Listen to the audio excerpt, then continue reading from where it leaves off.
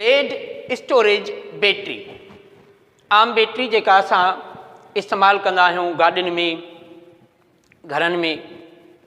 हाणे अॼु असां लेड स्टोरेज बैटरी जी कंस्ट्रक्शन ऐं उनजो फंक्शन, उनजे अंदरि जेके केमिकल रिएक्शन थियनि था ऐं उहा केमिकल एनर्जी खे इलेक्ट्रिकल एनर्जीअ में कीअं तब्दील करे थी उन जे बारे में पढ़ंदासीं। हाणे सभ खां पहिरियां लेड स्टोरेज बैटरी इन तरह सां तव्हां ॾिसंदा आहियो, हिन में बेसिकली 6 सेल हूंदा आहिनि। हर सेल जेको आहे 2 वोल्टेज जो करंट पैदा कंदो आहे, यानी 12 वोल्टेज जी battery. Lead storage battery consist on anode and cathode. Anode हिन में प्योर लेड हूंदो आहे। लेड तव्हांखे ख़बर आहे, पीबी हुन जी निशानी आहे ऐं हिकिड़ो धातु आहे, हिकिड़ो मेटल आहे। कैथोड लेड डाइऑक्साइड हूंदो आहे। हिन जे अंदरि जेको इलेक्ट्रोलाइट आहे उहो आहे 38% सल्फ्यूरिक एसिड। यानी लेड स्टोरेज बैटरीअ में जेको इलेक्ट्रोलाइट हूंदो आहे उहो 38% सल्फ्यूरिक एसिड हूंदो आहे। 38% जी माना आहे त 100 मां 38% तेज़ाब हूंदो आहे, सल्फ्यूरिक एसिड हूंदो आहे, बाक़ी 62% पाणी हूंदो आहे।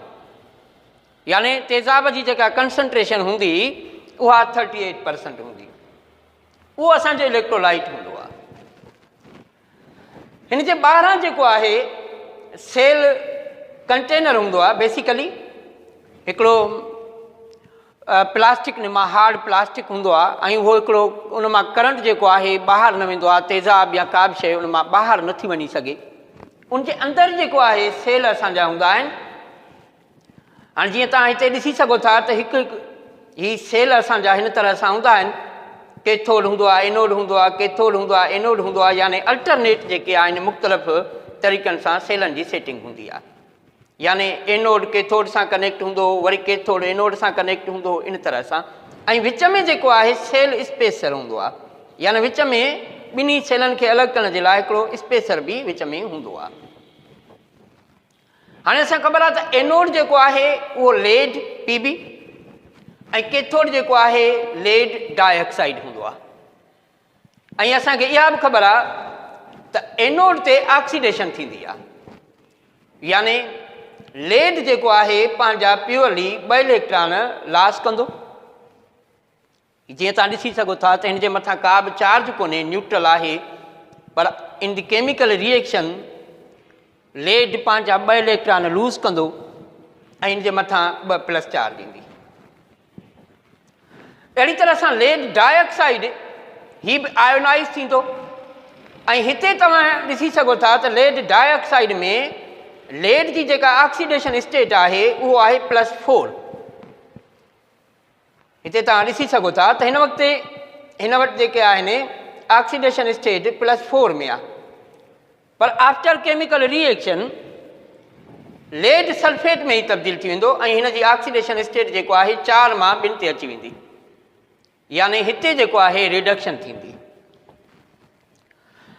केमिकल रिएक्शन जे दौरान जॾहिं बैटरी असांजी डिस्चार्ज थींदी आहे, यानी हू करंट पैदा कंदी आहे, त हिन तरह सां ॿिन्ही एनोड ऐं कैथोड ते तव्हां ॾिसी सघो था त हिन तरह सां रिएक्शन असांजो थींदो आहे। हीअ असां 2 सिंपल तौर 2 अलॻि जेके आहिनि सेपरेट जेके आहिनि रिएक्शन लिखिया आहिनि।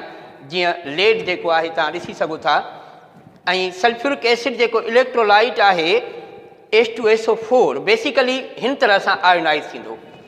उन मां 2 जेके आहिनि असांजा प्रोटॉन 2H+ आयन्स ऐं SO4-2 हिन तरह सां ही चार्जिस असांजा क्रिएट थींदा।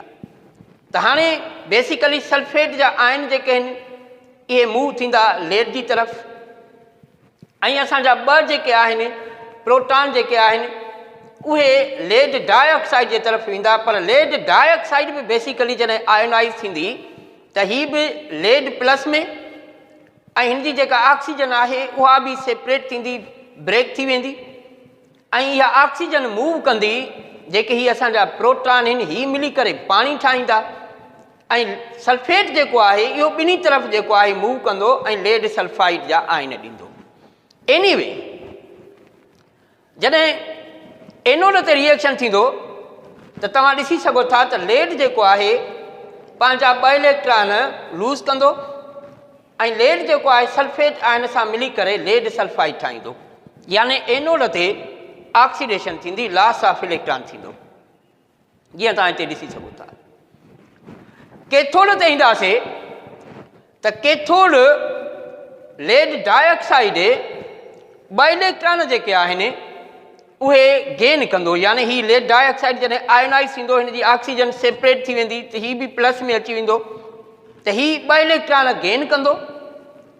ऐं सल्फेट जा बि हिते जेके आहिनि नेगेटिव आयन्स जेके आहिनि सल्फ्यूरिक एसिड में तव्हां ॾिसी सघो था त ही साॻी तरह सां हिन सां मिली करे लेड सल्फाइड ठाहींदो।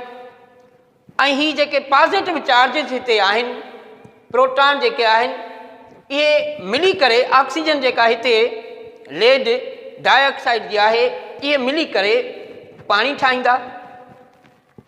त अहिड़ी तरह सां ऑक्सीडेशन ऐं रिडक्शन हिते तव्हां ॾिसी सघो था, लॉस ऑफ इलेक्ट्रॉन थिए थो ॿिनि जो, हिते तव्हां ॾिसी सघो था गेन ऑफ इलेक्ट्रॉन थिए थो। इहे 2 इलेक्ट्रॉन जेके आहिनि इहे 2 इक्वल लॉस ऐं गेन थियनि था। हाणे ही रिएक्शन आहे जॾहिं असांजी बैटरी डिस्चार्ज थिए थी, यानी जॾहिं असांजा केमिकल रिएक्शन थियनि था ऐं बैटरी जेका आहे करंट ॾिए थी। ऐं जॾहिं असांजो रिएक्शन बैटरी जेको आहे डेड थी वेंदी यानी बीह वेंदी, ॿियो वधीक करंट कोन ॾींदी, त साॻी तरह सां असां हिन खे रिवर्स कंदासीं, यानी असां बैटरी में वरी साॻी तरह सां करंट ॾींदासीं, उन में पाणी जेको आहे रिफिल कंदासीं, त साॻी तरह सां ही असांजो रिएक्शन जेको आहे वरी असांजो वापसि जेको आहे रिवर्स थी वेंदो। त अहिड़ी तरह सां तव्हां सम्झी सघो था त how lead storage battery works and